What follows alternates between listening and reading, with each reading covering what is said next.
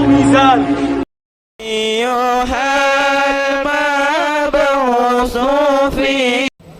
Bismillahirrahmanirrahim. Assalamualaikum warahmatullahi wabarakatuh.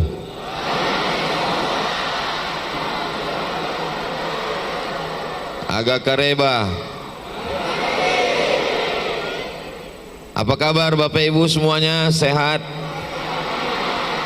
Alhamdulillahi rabbil alamin. Allahumma salli ala Sayyidina Muhammad wa ala ali Sayyidina Muhammad. Mudah-mudahan kita diakui sebagai umat Nabi Muhammad sallallahu alaihi wasallam. Mudah-mudahan kita semuanya mendapatkan syafaat nanti ketika kita menghadap Allah Subhanahu wa taala. Amin ya rabbal alamin. Orang Takalar santun-santun. Itu pantun. Orang Takalar santun-santun dan cinta pada negara. Saya tidak lagi berpantun karena sudah dipakai pembawa acara. Itu hanya sekedar melanjutkan tradisi berbalas pantun. Katanya kalau ada orang berpantun kita mesti balas. Jadi pantun Al-Mukarram Ustadz sekedar dibalas oleh Ustadz Abdul Somad, mudah-mudahan tepat dan mengena di hati insyaallah. Amin ya rabbal alamin. Yang sama-sama kita hormati Bapak PJ Bupati Kabupaten Takalar, Bapak Dr. Setiawan Aswad. Setia artinya tidak bisa berpindah ke lain hati. Wan artinya satu, artinya satu-satunya wanita, yaitu Ibu Ketua Penggerak PKK yang sama kita hormati. Mudah-mudahan kita diberikan pemimpin yang adil dan amanah insyaallah. Hadir bersama kita Bapak Sekda. Bapak Sekda merupakan orang yang berbahagia karena beliau akan melaksanakan ibadah haji. Mudah-mudahan kita juga bisa menyusul beliau, mendapatkan haji yang mabrur, diberikan istiqomah iman dan Islam. Yang sama kita hormati Bapak Kepala Kantor Kementerian Agama Kabupaten Takalar, dan tentu saja yang sangat berbahagia pimpinan Pondok Pesantren Tarbiyah Kabupaten Takalar beserta seluruh santri. Mudah-mudahan adik-adik santri semuanya sukses dunia akhirat insyaallah. Bapak-bapak, ibu-ibu, hadirin hadirat yang hadir pada tablik akbar ini tak dapat saya sebutkan satu persatu. Hadirin hadirat, muslimin muslimat, solihin solihat, mukminin mukminat yang belum kawin dan belum sunat, semua yang berhadir insyaallah dimuliakan Allah Subhanahu wa taala. Amin ya rabbal alamin. Dulu kita sangat bangga menjadi orang Indonesia, Nusantara, karena salah satu dari orang Indonesia Nusantara menjabat sebagai imam besar di Masjidil Haram. Namanya Syekh Ahmad Khatib Al-Minkabawi. Meninggal pada tahun 1916. Adik-adik tolong ingat namanya baik-baik. Namanya Syekh Ahmad Khatib bin Abdul Latif Al-Minkabawi. Lalu kemudian beliau punya murid. Nama muridnya Syekh Sulaiman Ar-Rasuli. Syekh Sulaiman Ar-Rasuli pulang mendirikan pondok pesantren di Candung, tepatnya di Bukit Tinggi, Provinsi Sumatera Barat. Lalu kemudian beliau mendirikan ormas pada tahun 1928.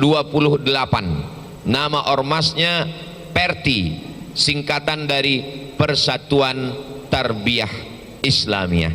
Lalu kemudian salah satu pondok pesantren yang berafiliasi ke Perti, itulah dia Pondok Pesantren Tarbiyah Takalar. Tolong diingat baik-baik karena ini nanti akan masuk dalam UAS, ujian akhir semester. Jadi kalau tadi Pak Buya pimpinan Tarbiyah Takalar mengatakan ada ketersambungan sanad keilmuan keorganisasian antara Ustadz Abdul Somad dengan Tarbiyah Takalar. Nanti kalau ditanya orang apa hubungan Tarbiyah Takalar dengan Ustadz Abdul Somad, karena Ustadz Abdul Somad adalah wakil Dewan Fatwa di Persatuan Tarbiyah Islamiyah. Itulah hubungan saya, hubungan kami. Jadi itu mengapa begitu sampai di acara Tarbiyah Takalar, peci dan sorban saya diganti dengan sorban Perti.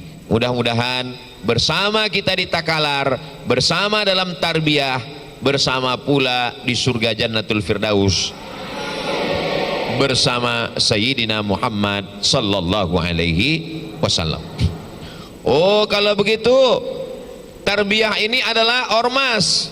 Kalau begitu ormas ini memecah belah umat, karena ada ormas namanya Muhammadiyah, ada ormas namanya Nahdlatul Ulama, ada ormas namanya Persatuan Tarbiyah Islamiyah, lalu ada pondoknya namanya Tarbiyah Takalar. Ini perlu dijelaskan kepada umat supaya apa? Supaya jangan ada dusta di antara kita. Boleh saya jelaskan? Syekh Ahmad Khatib Al-Minkabawi yang imam Masjidil Haram tadi punya murid, nama muridnya Syekh Muhammad Hashim Asy'ari. Syekh Muhammad Hashim Asy'ari yang dikenal dengan Kiai Haji Hadratus Syekh Muhammad Hashim Asy'ari pulang ke Jombang, Jawa Timur, mendirikan ormas, nama ormasnya Nahdlatul Ulama pada tahun 1926 bersama Mbah Wahab Hasbullah bersama Mbah Bisri Sansuri. Jadi sanadnya ke atas juga ketemu kepada Syekh Ahmad Khatib Al-Minkabawi. Lalu kemudian Syekh Ahmad Khatib Al-Minkabawi tadi punya murid, nama muridnya Syekh Hasan Maksum. Syekh Hasan Maksum pulang ke Medan, Sumatera Utara, diangkat menjadi imam besar dan mufti pada kerajaan Kesultanan Melayu Delhi di Sumatera Utara. Lalu kemudian ketika itu terjadi konflik antar umat Islam, masalah kunut subuh, masalah usolli talaffuz bin niat, masalah berzikir setelah sholat, akhirnya putus tali silaturahim. Maka mereka mendirikan ormas namanya Al-Jam'iyatul Wasliyah. Jadi antara tiga ormas ini punya kesinambungan, punya ketersambungan, yaitu Syekh Hasan Maksum di Sumatera Utara namanya yaitu ormas yang disebut dengan Al-Jam'iyatul Wasliyah. Kemudian di Jawa Timur bernama Nahdlatul Ulama, kemudian ada yang disebut dengan Perti, Persatuan Tarbiyah Islamiyah, yang sampai ke Takalar. Ini perlu dijelaskan supaya jangan sampai berkonflik. Apa ciri khas dari ormas-ormas ini? Dia berciri khas tiga. Yang pertama, dalam bidang akidah, dia berakidah Imam Abul Hasan Al-Asy'ari yang disebut dengan Ahlus Sunnah wal Jamaah. Dalam bidang fikih, dia bermazhab. Jadi dia bukan langsung ke Quran, ke hadis, tapi mengikut imam-imam mazhab. Itu yang disebut dengan Imam Muhammad bin Idris Asy-Syafi'i. Dalam bidang akhlak, dia tasawuf, tapi bukan tasawuf falsafi. Tasawufnya lebih kepada menghidupkan sunnah yang disebut dengan tasawuf sunni, Imam Junaid Al-Baghdadi dan Imam Abu Hamid Al-Ghazali. Akidahnya Imam Asy'ari, fikihnya Imam Syafi'i, dan tasawufnya Imam Abu Hamid Al-Ghazali. Ini yang disebut dengan trilogi dalam bidang akidah, dalam bidang fikih, dalam bidang akhlak. Mudah-mudahan adik-adik bisa ingat semua. Yang tidak ingat dicatat, yang tidak bawa pena lupa menulis jangan khawatir, karena tausiah ini bisa didengar ulang di channel Ustadz Abdul Somad Official. Jangan lupa subscribe, like, share, and comment. Sallallahu ala Muhammad sallallahu alaihi wasallam. Sallallahu ala Muhammad sallallahu alaihi wasallam. Ya Nabi salam alaika, ya Rasul salam alaika, ya Habibi salam alaika, salawatullah alaika. Allahumma salli ala Sayyidina Muhammad. Apakah tarbiyah berkonflik dengan As'adiyah, dengan Darul Dakwah wal Irsyad DDI? Tidak. Kenapa? Karena semua lembaga pendidikan ini masih bernaung di bawah atap rumah yang besar. Rumah itu bernama Ahlus Sunnah wal Jamaah. Kita bertentangan dengan ahlul bid'ah wad dalalah. Jadi kalau adik-adik melihat di internet, di YouTube, konflik yang begitu tajam, itu konflik itu kalau berbeda dalam masalah akidah. Akidah kita adalah akidah sifat 20. Wujud qidam baqa mukhalafatu lil hawadisi qiyamuhu binafsihi wahdaniyah qudrat iradat. Silakan ke pondok-pondok pesantren Nahdlatul Ulama, ke pondok-pondok pesantren tarbiyah, ke pondok pesantren tarbiyah Islamiyah, ke pondok pesantren yang diasuh oleh Dewan Darud Dakwah wal Irsyad, ke pondok pesantren yang di bawah As'adiyah, itu semuanya sama. Anak-anak tetap dalam akidah wujud qidam baqa mukhalafatul lil awadisi qiyamuhu binafsihi wahdaniyah qudrat iradat ilmun hayat sama basar kalam, yang disebut dengan akidah sifat 20. Lalu dikritik orang sekarang, kenapa sifat cuman 20? Sifat Allah itu kan banyak, kenapa sifat cuman 20? Kalau ada orang yang mengkritik sifat 20, jangan dijawab, suruh dia sebutkan, coba sebutkan sifat 20. Kalau dia bilang saya nggak hafal 20 aja kau nggak hafal, apalagi 30. Sifat 20 bukan batasan, laisa ala sabilit tahdid. Sifat 20 adalah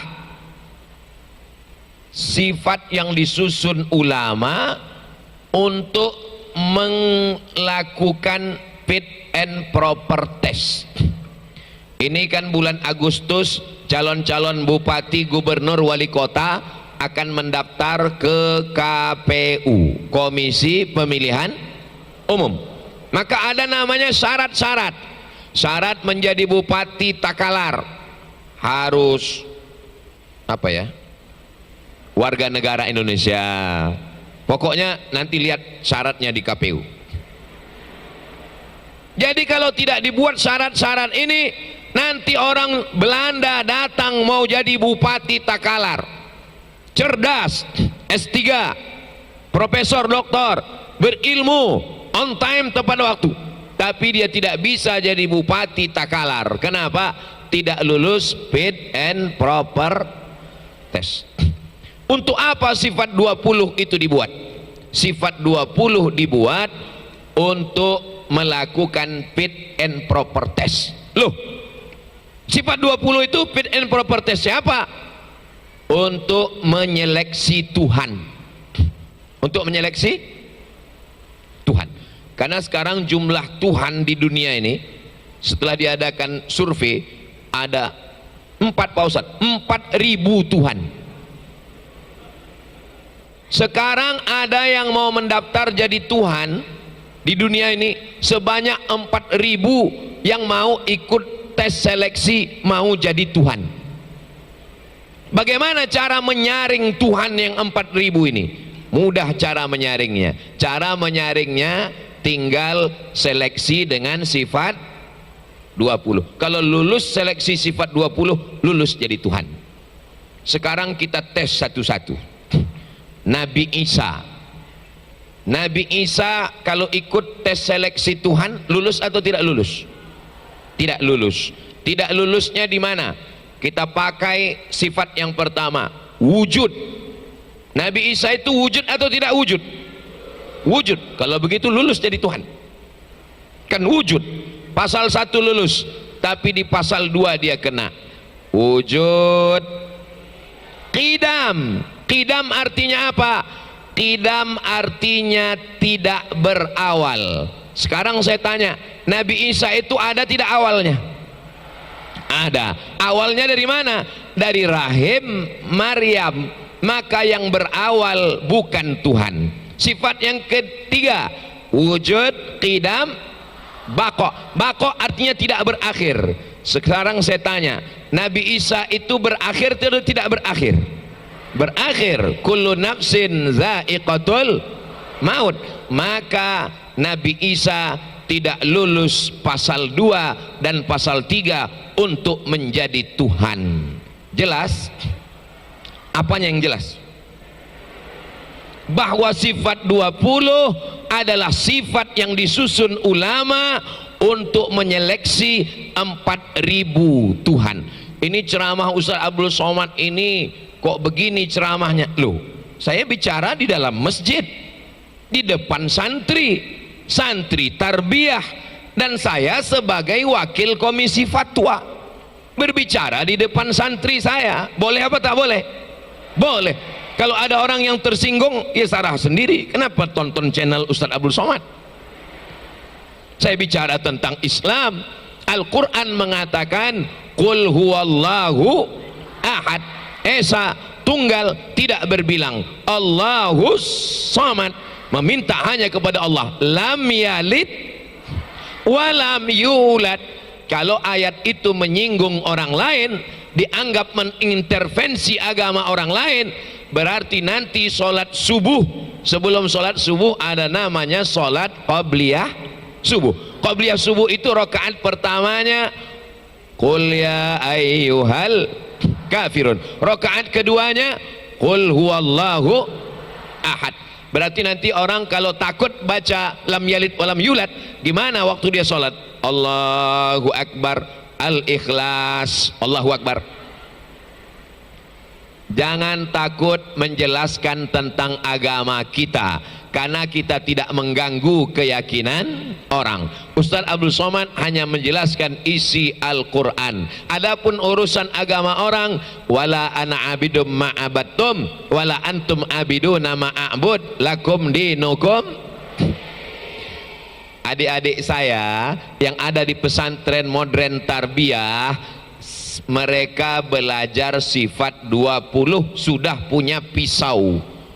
Nanti kalau mereka nonton di internet, banyak agama macam-macam aliran, insya Allah anak bapak ibu sudah tersaring, sudah tereliminasi aliran-aliran agama-agama. Mereka akan tetap dalam la ilaha illallah Muhammadur Rasulullah dengan sifat 20. Mana tahu nanti ada bapak ibu yang bingung, apa itu Pak Ustadz? Anak kami di pesantren tarbiyah belajar sifat 20. Sifat 20 untuk menguatkan akidah bahwa Tuhan hanya satu, la ilaha illallah Muhammadur Rasulullah sallallahu alaihi wasallam.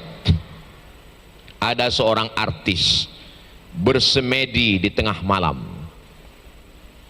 pejam mata, matikan lampu. Apa yang kelihatan? Gelap.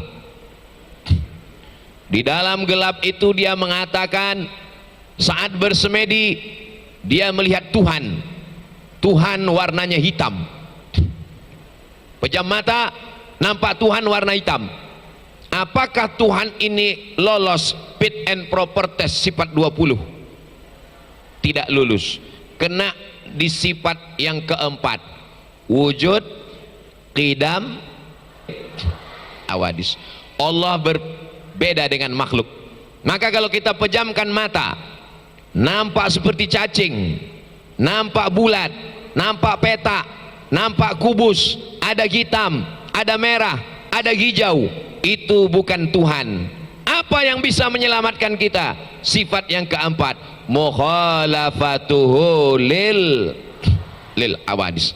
Jadi adik-adik nanti kalau belajar sifat 20 di pesantren tarbiyah, fokus dan serius, karena itu untuk menguatkan akidah di akhir zaman.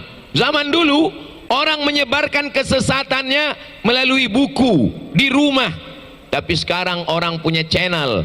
Jangan khawatir anak bapak ibu nonton YouTube, jangan khawatir mereka nonton TikTok. Kenapa? Karena akidahnya sudah kuat, karena mereka belajar di pesantren modern tarbiyah Takalar. Jangan lupa daftarkan anak-anak Anda segera.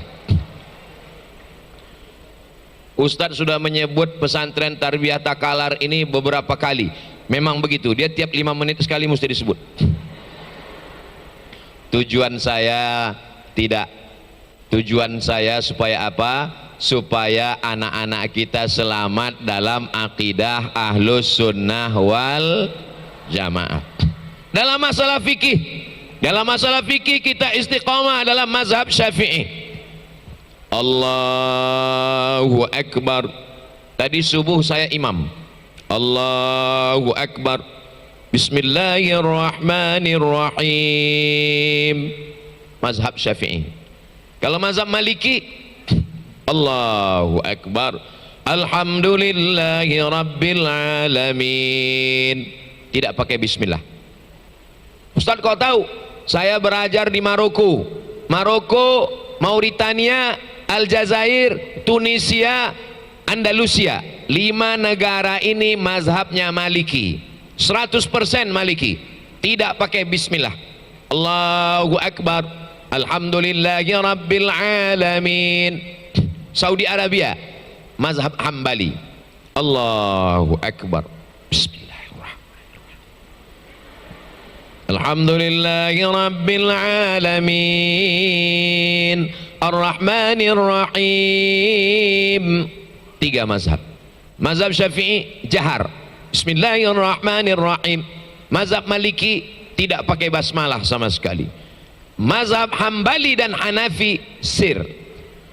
Yang benar mana Pak Ustadz? Semuanya benar, karena 4 imam mazhab ini adalah imam ahlus sunnah wal jamaah.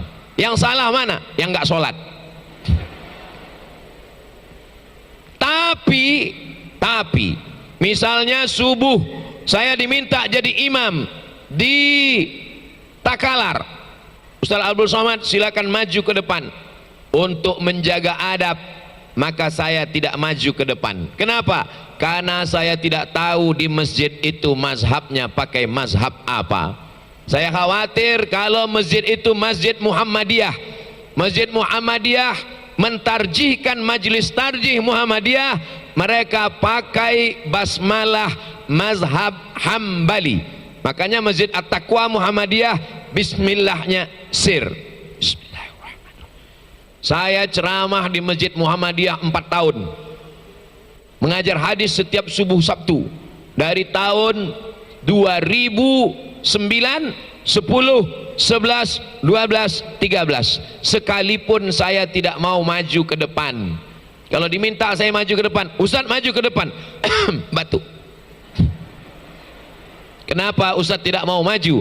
Karena kalau saya maju ke depan, saya baca bismillah jahar, saya pakai kunut Allahumma hdina fiman hadait, makmum saya di belakang belum tentu semuanya faham. Banyak makmum yang tidak mengerti. Dia belajar dari mulai SD, SMP, SMA, Muhammadiyah. Dia merasa tidak enak hati karena imam berbeda. Maka menjaga persatuan lebih utama. Lebih baik tidak maju ke depan. Ini namanya adab berbeda mazhab. Imam Masjidil Haram namanya Syekh Abdurrahman Sudais. Imam Masjidil Haram, Imam Masjid Nabawi, semua imam-imam itu ketuanya namanya Syekh Abdurrahman Sudais, doktor dari Ummul Qura, datang ke Jakarta, diminta jadi imam di Istiqlal. Beliau maju jadi imam di Istiqlal. Semua makmum penasaran, kira-kira jahar atau sir ya. Videonya masih ada, cari di internet, Syekh Abdurrahman Sudais imam di Istiqlal. Cari nanti, jangan sekarang. Syekh Abdurrahman Sudais maju jadi imam di Istiqlal. Allahu Akbar. Bismillahirrahmanirrahim. Heran semua jamaah. Kenapa dia waktu di Makkah bismillahnya sir, kenapa di Istiqlal bismillahnya jahar? Yang bisa menjawab adalah santri pesantren modern Tarbiyah. Kalau nggak percaya, tanya mereka. Kenapa ketika di Makkah dia baca bismillah sir? Karena Saudi Arabia sejak 1924 mazhabnya adalah mazhab Hambali. Kenapa ketika di Istiqlal dia bismillah jahar? Karena dia tahu orang Indonesia bermazhab Syafi'i, maka dia jaharkan baca bismillah. Itu namanya adab berbeda mazhab. Ustaz, ya, saya kemarin menantu saya suruh jadi imam di rumah. Terus pas dia sholat, Allahu Akbar, Bismillahirrahmanirrahim, Qul huwallahu ahad. Langsung Qul huwallahu, Pak Ustaz. Itu mazhab apa namanya? Itu namanya imam grogi. Gara-gara disuruh mertua, saking groginya lupa baca Al-Fatihah. Maka makmumnya di belakang nggak boleh diam. Makmum di belakang mesti ngasih tahu, hai imam, kamu lupa baca Al-Fatihah. Lalu imamnya di belakang ngasih tahu, bro, lupa ya, batal sholatnya. Makmum batal sholatnya karena dia sudah mengeluarkan dua kata. Sedangkan imam batal sholatnya karena tidak membaca Al-Fatihah. Lalu yang benar bagaimana? Makmum di belakang ngasih tahu, Bismillahirrahmanirrahim, Alhamdulillahi Rabbil Alamin. Lalu si imam memperbaiki bacaannya tanpa harus mengucapkan terima kasih ya. Ini pentingnya ilmu. Tidak selesai dengan tablik akbar, tidak selesai dengan pengajian, mesti belajar. Daftarkan anak ke pondok pesantren untuk tahun ajaran 2024 2025. Daftarkan segera ke pesantren modern Tarbiyah Takalar. Ustadz Abdul Somad ini merusak persatuan kami di Sulawesi Selatan. Ustadz, kenapa hanya ngomong pesantren modern Tarbiyah Takalar? Saya sudah bolak-balik ke pondok pesantren Darud Dakwah. Darud Dakwah atau Dewan Dakwah?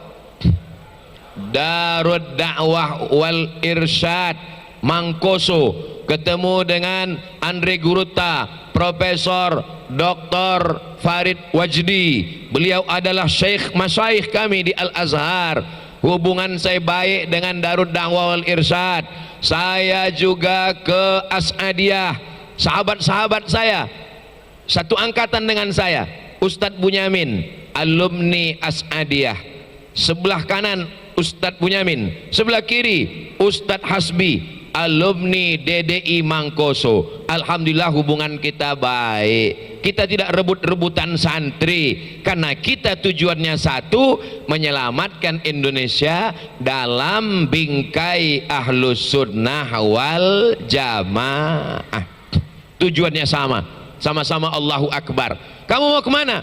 Saya mau ke Takalar. Tujuannya Takalar. Ada yang naik mobil, ada yang naik motor, ada yang naik ojek, ada yang naik pesawat, ada yang naik kapal selam. Semuanya sampai. Jangan kelahi sikut-sikutan, karena ulama dulu tidak pernah kelahi.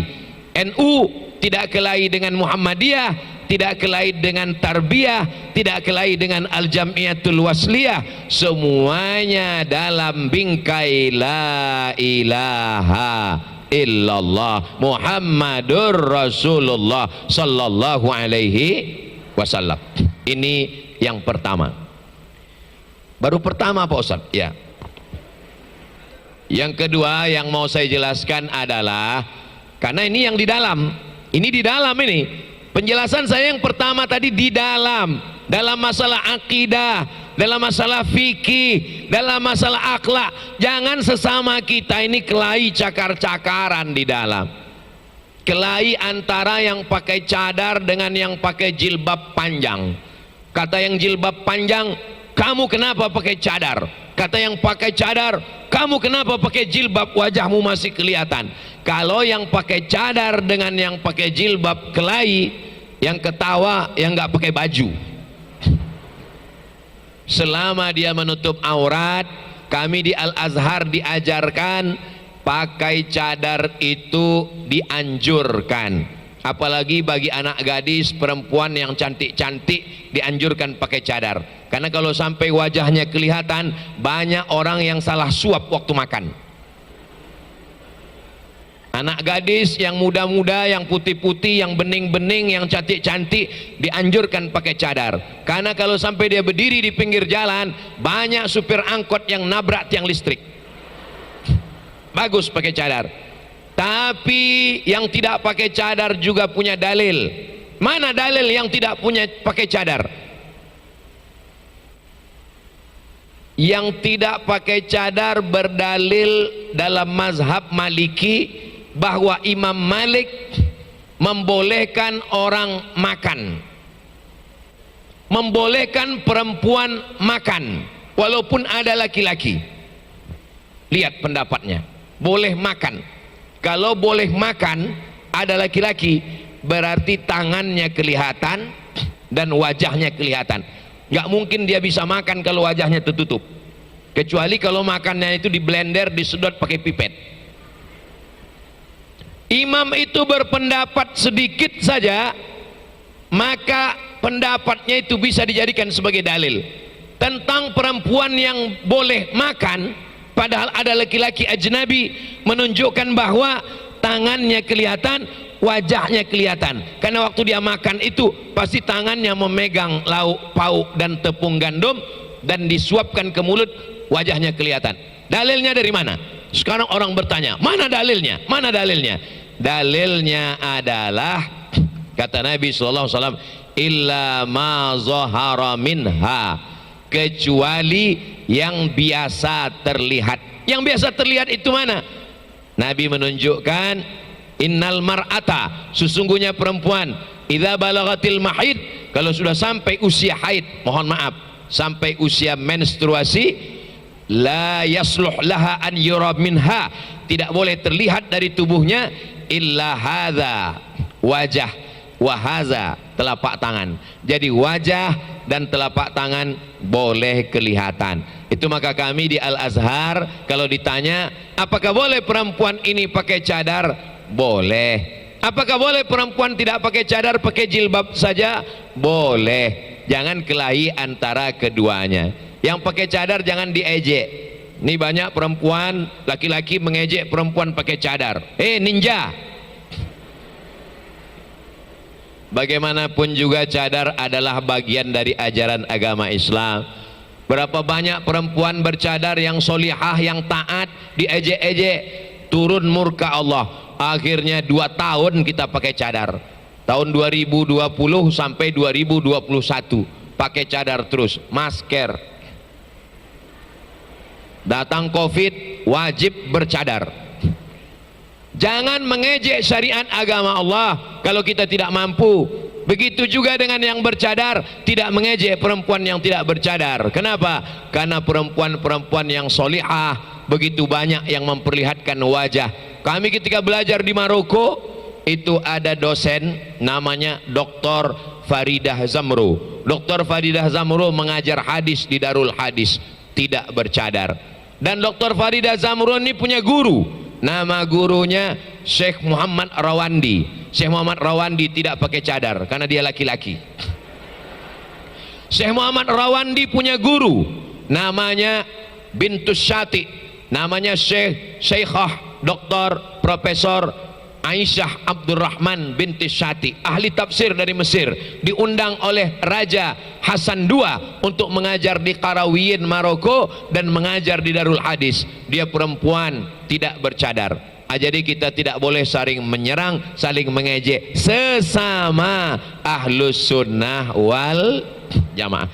Insya Allah kalau dimasukkan anaknya ke pondok-pondok pesantren yang mengajarkan tentang perbedaan mazhab, insya Allah dia tidak akan kelahi. Yang jadi masalah sekarang, ada orang-orang ketika berbeda pendapat dianggapnya bid'ah. Kalau berbeda pendapat langsung bid'ah, dolalah, masuk neraka. Masalah maulid Nabi ikhtilaf. Maulid Nabi itu termasuk masalah yang ikhtilaf. Sebagian membolehkan, sebagian tidak membolehkan. Maka kalau saya ditanya, Ustadz, bagaimana dengan maulid Nabi? Sebagian membolehkan, yang mau ikut membolehkan silakan. Ternyata maulid terbesar di dunia itu bukan di Makkah, bukan di Mesir, bukan di Sumatera. Maulid terbesar di dunia di Pulau Sulawesi, Provinsi Sulawesi Selatan, di Kabupaten Takalar. Allahu Akbar.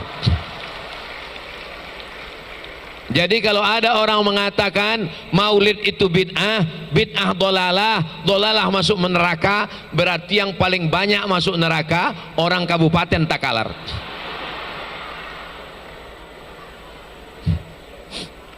Apa dalil para ulama yang mengatakan maulid itu dianjurkan? Dalil yang pertama, wa dzakirhum bi ayyamillah, ingatkan manusia tentang ayyamillah. Kata Imam Al-Baihaqi, ayyamillah artinya bini'amillah, nikmat Allah. Ingatkan mereka tentang nikmat sehat, ingatkan mereka tentang nikmat hidup, ingatkan mereka tentang nikmat Islam. Tapi nikmat yang terbesar di antara semua nikmat adalah nikmat datangnya Nabi Muhammad sallallahu alaihi wasallam. Dan maulid Nabi itu cara untuk mensyukuri, cara memberitahu umat Islam ini adalah datangnya Nabi Muhammad sallallahu alaihi wasallam. Kami sedang tidur-tiduran di masjid di Mesir. Pas lagi sedang tidur-tidur di masjid, datang orang Mesir bawa manisan. Manisan itu bahasa Arabnya halawah. Halawah, halawah, halawah, halawah. Kami pun bangun dari tidur mau marah sama dia. Marah karena dia jualan manisan di masjid. Apa kamu jualan manisan di masjid? Haram jualan di masjid. Kata dia, majanan, gratis. Oh, boleh kalau gratis. Nanti kalau adik-adik dari Tarbiyah sampai di Kairo, terus Haithamin, di ujung ada stasiun terakhir metro kereta api, di sebelahnya ada masjid. Disitulah saya sedang tidur-tiduran, datang orang bawa manisan, halawah, halawah. Saya tanya, kenapa kamu bagi-bagi halawah? Allahumma sholli ala Sayyidina Muhammad. Apa kamu enggak ingat ini 12 Rabiul Awal lahirnya Nabi Muhammad sallallahu alaihi wasallam? Jadi orang Mesir kalau dia tidak bisa buat maulid, kalau dia tidak bisa potong kambing, kalau dia tidak bisa potong ayam, maka dia bawakan manisan ke anak kecil sambil berselawat memberitahu ini adalah kelahiran Nabi Muhammad sallallahu alaihi wasallam. Di Riau bagaimana maulid? Di Riau ada namanya maulid arba'in. Arba'in artinya 40 malam. Malam 1, malam 2, malam 3. Puncaknya di malam 12 Rabiul Awal. Di Aceh bagaimana maulid? Di Aceh maulidnya 90 malam. 30 malam sebelum Rabiul Awal, 30 malam Rabiul Awal, 30 malam Rabiul Akhir. Jadi kalau kita pakai fatwa yang maulid bid'ah dolalah masuk neraka, jadi yang paling banyak nanti di neraka itu pertama Kabupaten Takalar, habis itu orang Riau, habis itu orang Aceh. Nah, 3 provinsi itu aja isi neraka jahanam itu. Berbeda pendapat melapangkan hati dengan cara baca pendapat para ulama. Ada seorang ulama namanya Al-Hafiz Ibnu Hajar Al-Asqalani. Kalau disebut Al-Hafiz itu artinya hafal hadis 300.000 hadis. 300.000 hadis dia hafal dan dia membolehkan maulid. 300.000 hadis. Sekarang ada ustadz hafal hadisnya cuma 3, itu pun kalau laptopnya hidup. Mati laptopnya, hilang sanadnya, hilang matannya, tinggal lagi sebagaimana disabdakan oleh Rasulullah. Mana pernah Nabi bahasa Indonesia? Apa kata Imam Al-Hafiz Ibnu Hajar Al-Asqalani? Pendapat ini dikutip oleh Al-Hafiz Jalaluddin Abdurrahman As-Suyuti, meninggal tahun 911, dalam kitab Al-Hawi Lil Fatawi. Ketika Nabi Musa menyeberang sungai, menyeberang Laut Merah, Nabi Musa selamat, dikejar oleh Fir'aun, Fir'aun tenggelam. Dan kita mensyukuri nikmat selamatnya Nabi Musa dengan melaksanakan puasa tanggal 10 Muharram. Sekarang Zulqa'dah, bulan depan Zulhijjah, habis Zulhijjah Muharram. Insya Allah nanti pada tanggal 10 Muharram kita semuanya berpuasa insya Allah. Amin. Pertanyaannya, kenapa kita puasa tanggal 10 Zulhijjah? Jawabannya satu, kita puasa 10 Zulhijjah karena bersyukur atas selamatnya Nabi Musa. Apa kata Imam Ibnu Hajar Al-Asqalani? Kalau selamatnya Nabi Musa disyukuri setiap tahun. Nabi Musa sudah selamat itu 1000 tahun yang lalu. Sampai tahun 2024 kita tetap mensyukuri. Berarti boleh diulang setiap tahun. Ada nikmat yang lebih besar daripada selamatnya Nabi Musa. Nikmat apa? Nikmatnya lahirnya Nabi Muhammad sallallahu alaihi wasallam. Jadi pengambilan dalilnya itu jauh. Hanya orang-orang yang cerdas saja yang bisa menangkap. Jadi kalau ada orang bertanya, apa itu dalil maulid? Maulid itu dalilnya adalah Nabi Musa menyeberang Laut Merah, dikejar oleh Fir'aun, selamat, disyukuri setiap tahun. Karena selamatnya Nabi Musa boleh disyukuri setiap tahun, maka lahirnya Nabi Muhammad pun, aduh berat sekali, ini memang berat, cukup kami aja. Orang tidak sabar pengambilan dalil yang berbelit-belit, maka dia mesti disekolahkan agama, bisa hafal Quran, baca kitab. Apakah orang dari pesantren modern tarbiyah itu bisa baca Quran? Enggak usah ditanya. Juara musabaqah tilawatil Quran berasal dari Kabupaten Takalar, dari pesantren modern tarbiyah. Allahu Akbar. Itu baru anak-anaknya, apalagi bapaknya. Itu tadi yang di depan tadi, Ustaz Abdul Somad dipersilakan untuk menjerahkan hadiah. Itu baru anak perempuan, apalagi ibunya. Betul Bu? Oh betul kata Ibu. Saudaraku yang dimuliakan Allah Subhanahu wa Ta'ala, baca Qurannya bagus, baca kitabnya bagus, akidahnya sifat 20, fikihnya bermazhab Syafi'i, tasawufnya Sunni Imam Al-Ghazali. Insya Allah selamatlah anak bapak ibu. Jangan sampai anak tidak masuk pesantren. Bagi saya, anak saya, keponakan saya, santri saya wajib mondok.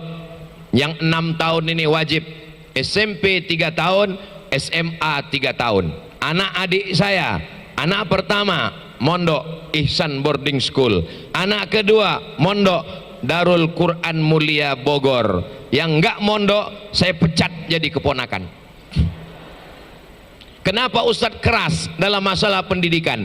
Karena saya hari Jumat, Sabtu, Ahad, Senin keluar. Saya di rumah cuman hari Selasa, Rabu, Kamis. Jumat saya terbang ke Makassar. Hari Sabtu di Takalar. Besok nggak tahu kemana. Hari Senin baru pulang ke Pekanbaru. Kalau sampai anak keponakan saya di rumah main handphone, nonton TV, drama Korea, K-pop, pulang-pulang saya rambutnya sudah 3 warna, antingnya sudah 13, maka paling selamat menyerahkan anak ke pondok pesantren. Tidak ada alasan lain. Bapak ibu yang punya anak yang sudah menyerahkan anak ke pesantren, alhamdulillahi rabbil alamin. Yang belum memasukkan anak ke pesantren, insya Allah tahun 2024 masukkan anak ke pesantren. Siap Bapak Ibu? Yang tidak memasukkan anak ke pesantren, saya tidak tanggung jawab. Saya sudah sampaikan semuanya. Jangan sampai anak nanti kena narkoba, kena ganja, geng motor. Siapa yang membelikan sepeda motor? Bapaknya. Siapa yang membelikan handphone? Bapaknya. Siapa yang membiarkan dia keluar malam? Ibunya. Bapak ibu akan diminta tanggung jawab di hadapan Allah Subhanahu wa taala. La tus'alunna yauma idzin anin. Anak laki-laki dibawa anak perempuan, mabuk, sakau, pacaran, zina, dikejar geng motor, bunuh-bunuhan, mati. Nauzubillah, tidak terungkap. Untung kerasukan setan. Mau bagaimana generasi kita ke depan? Maka tidak ada jalan lain. Solusi benteng terakhir pertahanan bangsa Indonesia adalah pondok pesantren. Bersyukurlah kepada Allah, Sulawesi Selatan masih ada As'adiyah, masih ada DDI, masih ada Tarbiyah, masih ada Al Khairat. Ini semua berkat jasa para ulama-ulama kita. Mereka mengalir pahalanya insya Allah. Saya berharap setelah tablik akbar, jangan tablik akbar hanya sekedar tablik akbar. Kemarin Ustaz Abdul Somad di Takalar, betul. Ustaz Abdul Somad ingat nggak dengan Takalar? Saya pasti ingat dengan Takalar. Kabupaten lain mungkin saya lupa, tapi Takalar ini tetap ingat. Kenapa? Karena setiap lewat di Takalar pasti beli jagung. Tadi saya tanya Ustaz Asbi, Ustaz Asbi, iya, ini tempat kita selalu beli jagung itu kan? Iya betul. Jagung Takalar ini beda dengan jagung yang lain guys. Kenapa? Karena rasanya manis. Saya sudah lama penasaran, kenapa jagung Takalar ini manis. Ngobrol tadi dengan Pak Bupati dan Pak Sekda, mereka buka jurusnya, ternyata merebusnya dengan tebu. Bayangkan, sudah setua ini, sudah seumur 27 tahun ini, baru ini tahu cara ngerebus jagung. Bayangkan, ini saya kasih tahu bagi bapak ibu dimanapun berada, kalau mau ngerebus jagung, mulai besok rebus pakai tebu. Saudaraku yang dimuliakan Allah Subhanahu wa taala. Apa kata Pak Bupati? Apa kata Pak Sekda? Ustaz Somad, jangan heran-heran kalau melihat orang Takalar ini manis-manis, karena jagungnya manis. Kalau menanam pohon manggis, jangan ditanam di tepi pagar. Kalau kamu mau manis, makanlah jagung Takalar. Saudara yang dimuliakan Allah Subhanahu wa taala, ini masalah manis ini bukan masalah gula. Masalah manis ini bukan masalah jagung. Masalah manis ini adalah masalah rasa. Dan rasa itu belum bisa diungkapkan dengan kata. Andai ada orang berusaha untuk merangkai kata mewakili rasa, pasti katanya berdusta. Jadi saudaraku yang ada di Riau, kalau kalian mau merasakan manisnya jagung Takalar, datang kemari, nikmati sendiri. Karena tak bisa diungkapkan dengan kata-kata. Andai kau ungkapkan dengan kata-kata, rasamu belum tentu rasaku. Kalau tanahnya sudah subur, kalau makanannya sudah enak, jangan lagi dirusak dengan perbuatan maksiat. Ustaz Abdul Somad, ulama yang datang membawa dakwah Islam kemari banyak. Di antara ulama yang datang itu dari kampung halaman Ustaz Somad, dari Pulau Sumatera, Datuk Mahkota. Begitu cerita Pak Sekda. Kalau mau lengkapnya, datang ke beliau. Tapi jangan tanya sekarang, beliau lagi sibuk persiapan berangkat haji. Nanti pas pulang haji sekaligus minta minum air zam-zam. Apa maknanya? Bahwa kita, saya merasa jauh terbang. Dari Pulau Sumatera saya berangkat setelah subuh, terbang menuju Cengkareng, transit di Jakarta. Dari Jakarta berangkat, azan maghrib baru sampai ke airport Sultan Hasanuddin Makassar, yang ternyata berada di Maros. berangkat habis subuh, maghrib baru sampai. Saya merasa dakwah ini sudah jauh, tapi begitu mendengar ucapan Pak Sekda Ustaz Abdul Somad, Datuk Mahkota datang kemari sebelum ada pesawat, ternyata yang kau lakukan ini belum ada apa-apanya Abdul Somad. Kita mesti belajar kepada ulama zaman silam, zaman dulu. Hari ini Abdul Somad naik pesawat, hari ini Abdul Somad dijemput dengan mobil. Gimana mobilnya? Cepat, disediakan poreder di depan. Wiu, wiu, wiu, wiu, wiu. Zaman saya kecil dulu, kalau ada wiu wiu itu orang mati, ambulan. Sekarang kalau ada wiu wiu, rupanya Ustaz Abdul Somad di belakang. Begitulah dimudahkannya dakwah. Mudah-mudahan yang mentaja, yang mensponsori, yang mendukung dakwah sehingga terwujudnya tabligh akbar Takalar hari ini, diberikan Allah kebaikan dunia dan akhirat insyaallah.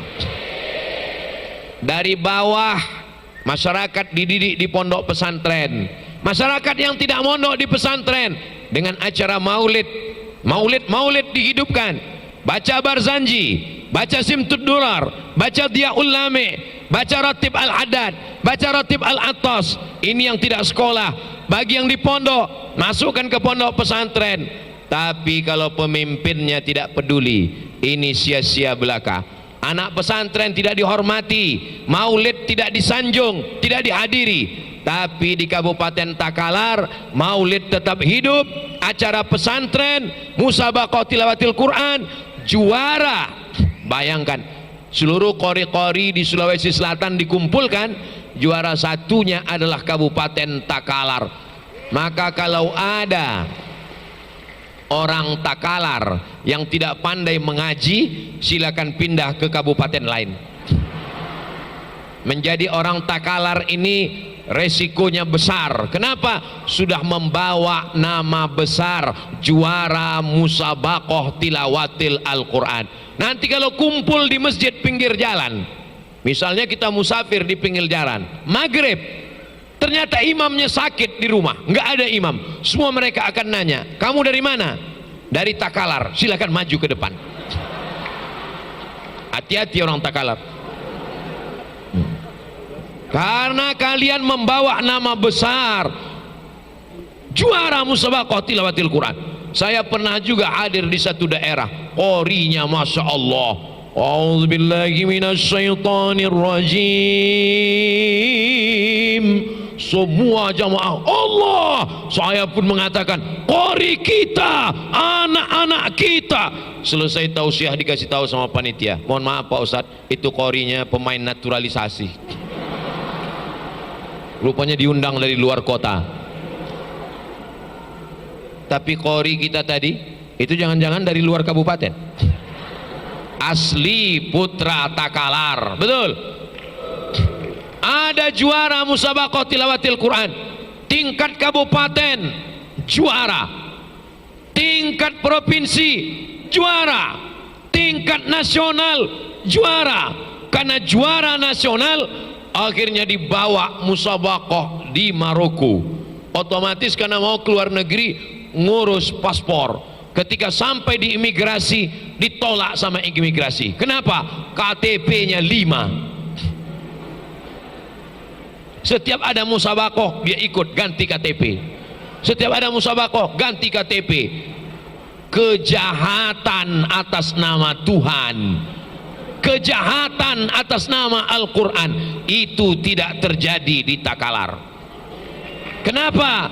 Karena yang juara-juara tadi asli dari Takalar.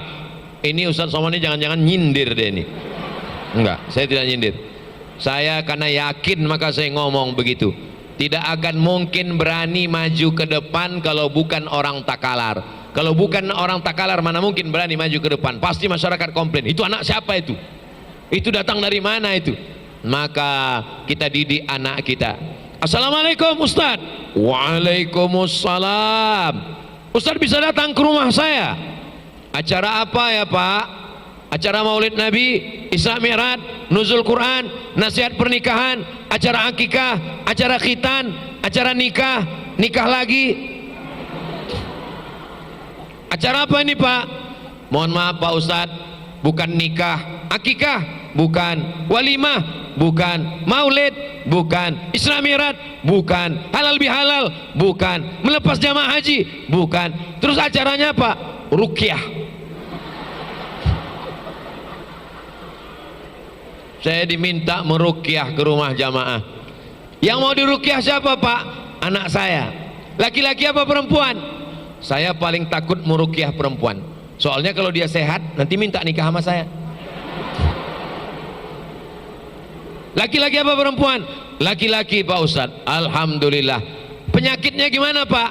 Anak saya ini dari pagi sampai sore sampai malam enggak mandi, enggak sholat, enggak ngaji, enggak makan, enggak tidur. Terus gimana? Nembak musuh yang enggak mati-mati.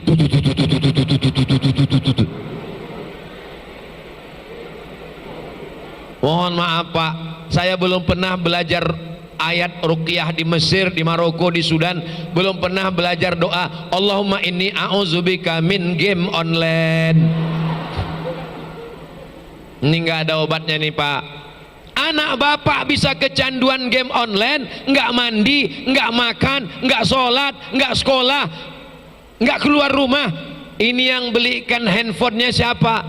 Saya, Pak Ustadz. Yang belikan gadgetnya siapa? Saya, Pak Ustadz. Yang belikan kamar pakai AC, wifi nonstop 24 jam siapa? Saya, Pak Ustadz. Sekarang anaknya kecanduan, yang salah siapa? Ustadz. Kullukum ra'in.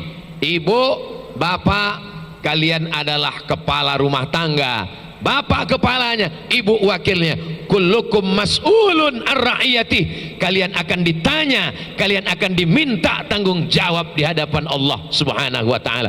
Maka yang sudah memasukkan anak ke pesantren, selamat. Anak kalian selamat dari drama Korea, selamat dari judi, selamat dari game online, selamat dari perbuatan maksiat. Mudah-mudahan anak kita semua jadi anak yang soleh dan solehah, insyaallah.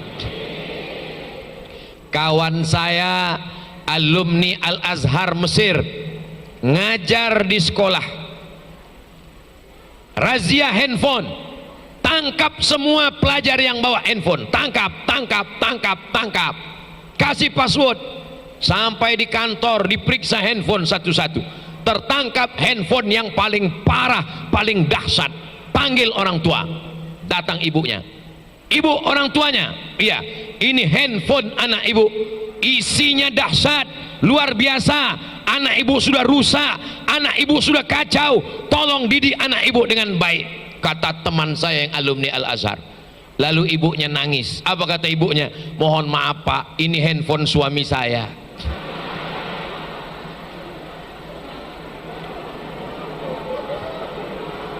Ternyata handphone tidak hanya merusak anaknya, tapi juga merusak. Saya nggak ada ngomong.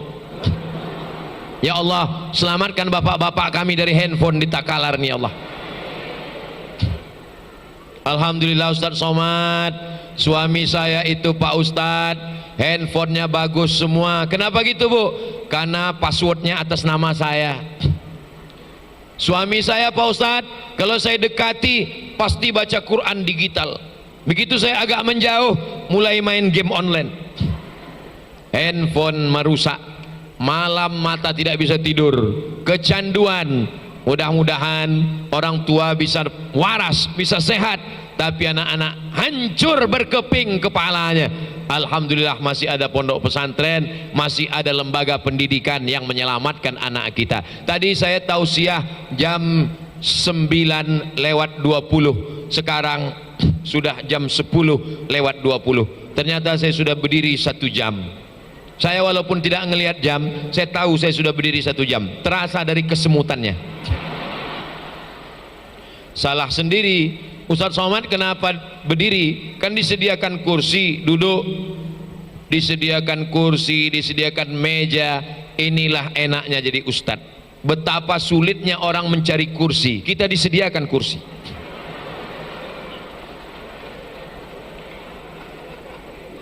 Disediakan botol 2. Itu botol 2 itu artinya kursi ada dan duduk 2 periode. Bayangkan itu. Tapi Ustadz lebih memilih berdiri. Kenapa Ustadz berdiri? Karena dari kecil kita diajarkan kalau ada orang tua duduk di bawah, tidak sopan duduk di atas kursi. Pendidikan orang tua. Saya sampai hari ini, walaupun saya sudah tua, kalau saya duduk di atas kursi, melihat orang tua di bawah, rasa nampak wajah ibu saya marah. Karena waktu kecil saya duduk, tamu datang, mata ibu saya sudah ngasih kode. Saya tetap juga duduk. Begitu tamu pulang, langsung volume radio itu mengecil. Pendidikan sebelum modern tarbiyah, pendidikan sebelum pondok pesantren, pendidikan yang utama, pendidikan di rumah. Ibu-ibu yang kebetulan bekerja di kantor Bupati Takalar, ibu-ibu yang kebetulan bekerja di kantor dinas, jangan gara-gara tausiah ini besok semuanya ngadap Pak Bupati minta resign. Kalian tetap mengabdi sebagai abdi negara, tetap kerja di kantor camat, tapi kalau sudah pulang jam 4 sore, mandi, sholat, kau punya waktu 2 jam untuk anakmu. Jam 9, jam 10, jam 8, jam 9, jam 10, didiklah anak. Jangan sampai anak datang bawa kertas, mama, ini nilai raporku, aku juara 1. Kau tetap juga scroll, mau cari jilbab apa yang bagus besok. Datang anak, mau tunjukkan rapornya, raporku bagus, nilaimu bagus. Bukannya kau respon, malah kau ambil handphone, kau foto dia, kau update status. Ada anak ribut sekali. Kita akan diminta tanggung jawab di hadapan Allah Subhanahu wa ta'ala. Teh manisnya sama, airnya sama, kompornya sama, gulanya sama, merek tehnya sama, tapi rasanya berbeda. Kenapa berbeda? Karena engkau yang mengaduknya dan menuangkannya ke mulut suamimu, dia minum dengan ucapan bismillah dan kasih sayang. Yummy sayang. Jangan sampai karena pembantu, asisten rumah tangga yang membuatkan, yang memasakkan, yang menyuapkan,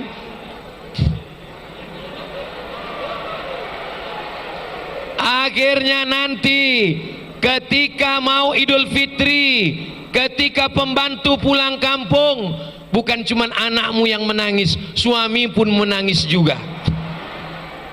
Saudaraku yang dimuliakan Allah Subhanahu wa ta'ala, mudah-mudahan ibu bapak semua keluarganya sakinah mawaddah warahmah.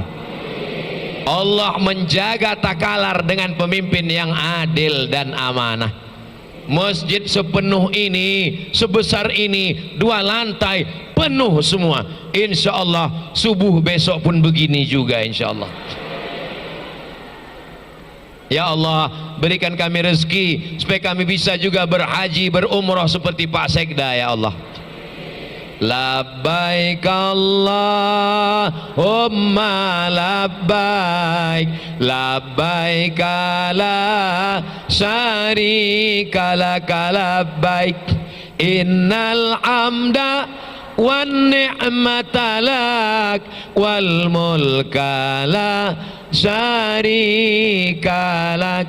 Mudah-mudahan Pak Sekda nanti di tempat-tempat makbul, di Hajar Aswad, di Hijir Ismail, di Maqam Ibrahim, di Rukun Yamani, di Bukit Sofa, di Bukit Marwah, di Arafah, di Musdalifah, di Mina, di Aqabah, di Wusta, di Ula, saat mereka pejamkan mata, yang dia lihat adalah wajah Ustadz Abdul Somad. Pak Sekda, tolong doakan siapapun yang engkau pejamkan mata, nampak kepala dinas, kepala badan, kepala kantor, yang ada kepala maupun tak berkepala, doakan kami di tempat yang baik itu Pak Sekda. Yang kutitipkan cuma satu, doakan supaya Ustadz Abdul Somad mati husnul khotimah. Jangan kuat-kuat, sakit juga hatiku. Tidak ada gunanya amal banyak, tidak ada gunanya tausiah banyak kalau matinya tidak husnul khatimah. Insyaallah kita semua ini matinya dalam la ilaha illallah Muhammadur Rasulullah sallallahu alaihi wasallam. Di akhir majlis mari kita sama berdoa, mudah-mudahan anak kita menjadi anak yang soleh dan solehah. Pondok pesantren, para atasis, para guru di pondok modern tarbiyah diberikan kesabaran mendidik anak kita, dan anak kita menjadi anak-anak yang soleh dan solehah, penghafal Quran, mujahid fisabilillah. Ala hazihin niyah, al-fatihah. A'udzu billahi minasyaitonir rajim. Bismillahirrahmanirrahim. Alhamdulillahi rabbil alamin. Arrahmanir rahim. Maliki yaumiddin. Iyyaka na'budu wa iyyaka nasta'in. Ihdinas siratal mustaqim. Siratal ladzina an'amta 'alaihim ghairil maghdubi 'alaihim waladdallin. Amin. La tada' lana dzamban illa ghafartah. Pulang kami dari majlis tabligh akbar ini bersih dari dosa-dosa ya Allah. Wala dainan illa qadaitah. Tolong kami lepas dari hutang piutang riba ya Allah. Wala maridan illa syafaitah. Ada saudara kami yang sakit, angkat penyakitnya, sehatkan ya Allah. Wala mayyitan illa rahimtah. Yang sudah meninggal dunia, lapangkan kuburnya, jauhkan dari azabmu ya Allah. Wala aziban illa zawajatah. Yang belum menikah, jumpakan dengan jodoh yang baik-baik ya Allah. Wala raghiban illa anjabta. Yang belum ada keturunan, berikan anak-anak yang soleh dan solihah, penghafal Quran ya Allah. Allahumma ja'al abna'ana wa banatina wa tullabina wa talabatana minal salihina was salihat. Jadikan anak kami anak-anak yang soleh, berbakti kepada orang tua ya Allah. Allahumma ja'al hadzal balada baladan amina. Jadikan Kabupaten Takalar negeri yang aman dan damai ya Allah. Allahumma arzuqna rizqan halalan thayyiban mubarakan fi. Berikan kami rezeki yang halal berkah supaya kami bisa berhaji, berumrah ke Baitullah. Allahumma ja'alna minat tawabin. Jadikan kami orang yang bertaubat. Waj'alna minal mutatahhirin. Jadikan kami orang yang mensucikan hati. Waj'alna min ibadikas salihin. Jadikan kami hamba-hambamu yang saleh. Rabbana atina fid dunya hasanah wa fil akhirati hasanah wa qina azabannar. Wa sallallahu ala sayyidina Muhammad wa ala alihi wa sahbihi wa sallam. Walhamdulillahi rabbil alamin. Taqabbalallahu minkum minna wa minkum, taqabbal ya karim. Terima kasih segala perhatian, mohon maaf segala kesilapan dan kekhilafan. Saya ucapkan tahniah, selamat. Wassalamualaikum warahmatullahi wabarakatuh. Waalaikumsalam.